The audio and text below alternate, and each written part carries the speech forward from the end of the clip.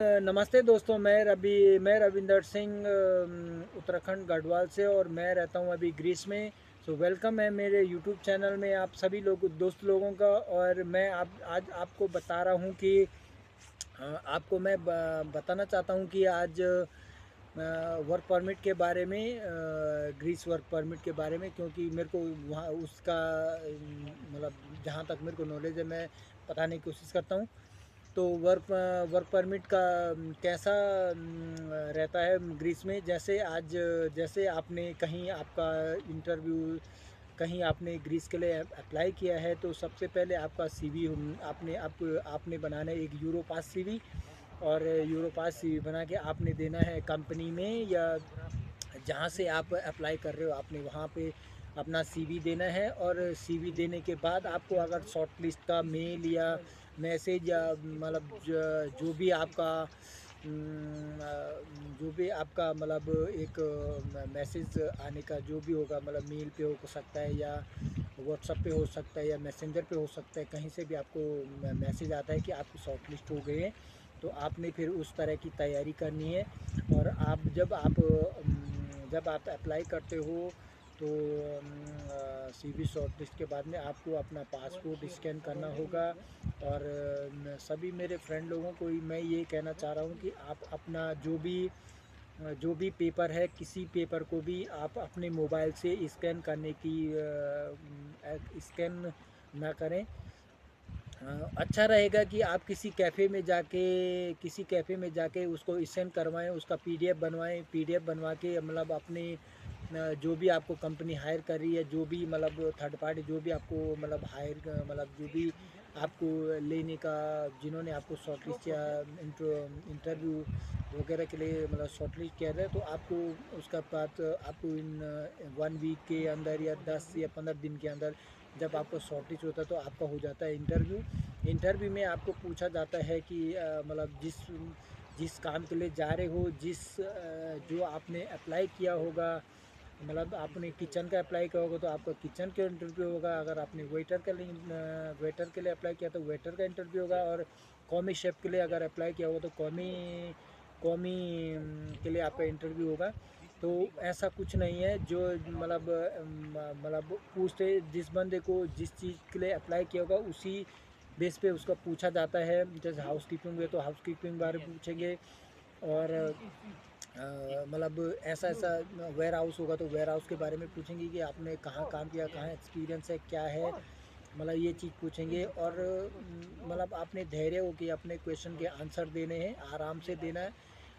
10 से 15 मिनट, क्योंकि अगले अगले ने भी अगर आपको हायर करना है तो वो भी देखना चाह रहा है कि मतलब देखना चाहता है कि मैंने जिस बंदे को हायर करना है, मतलब उसमें मतलब एक एलिजिबिलिटी है, एजिबिलिटी है कि मतलब मैंने उसको हायर करना है, या कंपनी ने उस लड़के पे, या मतलब जो भी लड़की जो भी अप्लाई कर रहे होंगे उनके लिए खर्च करना है। क्योंकि कंपनी यहाँ पे आपका पूरा एक जिम्मेदारी लेती है कि मतलब हायर करना है आपको हायर करना है। तो आप इस बेस में अपने इंटरव्यू देने में आपको बिल्कुल भी हिचकिचाना नहीं चाहिए, क्योंकि जब आप करते रहेंगे तो आपका क्लियरिटी तभी बनेगा। आप उस चीज़ में, चाहे जैसे हाउसकीपिंग वाले हों, तो अपने मतलब जो भी आपका बेस होता है उस चीज़ को पहले क्लियर कर दें। और सबसे अच्छा रहता है कि आप जब भी एक्सपीरियंस करते हो, या आपके माइंड में कुछ भी अगर चीज़ आ रही है तो उसको आप नोट करते रहो। सपोज मैं कुछ बोल रहा हूँ, उसको नोट करो। या कोई दूसरा बंदा किसी यूरोप कंट्री से कुछ बोल रहा है, यूरोप को क्या क्या क्या वो चीज़ करती है, तो वो छोटी छोटी चीज़ें नोट करो कि आपको आगे मतलब आगे आने में, या आगे जब कभी भी आपका कुछ ऐसा पेपर वर्क थोड़ा थोड़ा करके एकदम तो किसी को भी नहीं आता है। और ऐसे ऐसे करें। और पेपर जब आपका वर्क परमिट आएगा आपका, जैसे आज अप्लाई कर दिया, तो वर्किंग वर्किंग डे में 45 to 60 वर्किंग डे में आपका वर्क परमिट आ जाता है। मतलब 45 से 60 दिन में आपका वर्क परमिट आ जाता है। मैं ये ग्रीस की बात कर रहा हूँ। और ऐसे यूरोप में कहीं पे भी मतलब आगे पीछे भी हो सकता है, कहीं 3 महीना भी लग जाता है, कहीं 4 महीना भी लग जाता है, पर कहीं और आगे भी लग जाता है। ऐसा नहीं कि ग्रीस में ही 4 ही महीने में, कभी कभी 7-8 महीने भी हो जाते हैं। जैसे जर्मनी में कभी 6 महीने में आ जाता है, तो कभी साल भर में भी लग जाता है।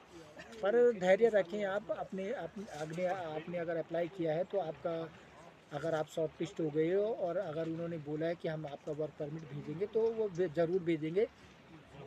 और इस चीज़ में ऐसा वो डरना नहीं चाहिए। आप जब तक आपका वर्क परमिट आता है तब तक आप अपने इंटरव्यू पे फोकस करें, क्योंकि आपने एक इंटरव्यू आपने एम्बेसी में भी निकालना होता है। एम्बेसी वाला भी बहुत ज़रूरी है। एम्बेसी के इंटरव्यू में ये चीज़ पूछा जाता है कि आप मतलब किस कंपनी में जा रहे हो, आपने जिस कंपनी में अप्लाई किया है उस कंपनी के बारे में आप क्या क्या जानते हो,